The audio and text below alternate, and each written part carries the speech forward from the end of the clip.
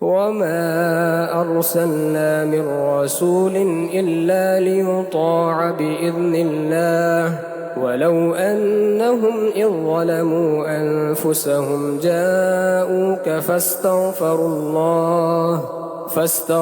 الله واستغفر لهم الرسول لوجدوا الله توابا رحيما.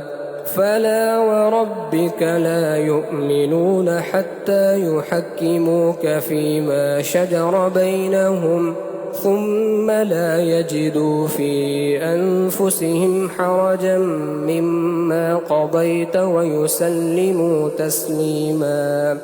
ولو أنا كتبنا عليهم أن اقتلوا أنفسكم أو اخرجوا من دياركم ما فعلوه إلا قليل منهم ولو أنهم فعلوا ما يوعظون به لكان خيرا لهم وأشد تثبيتا وإذا لآتيناهم من لدنا أجرا عظيما ولهديناهم صراطا مستقيما.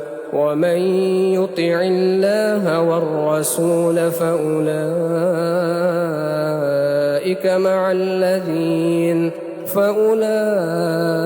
مع الذين أنعم الله عليهم من النبيين والصديقين والشهداء والصالحين وحسن أولئك رفيقا. ذلك الفضل من الله وكفى بالله عليما.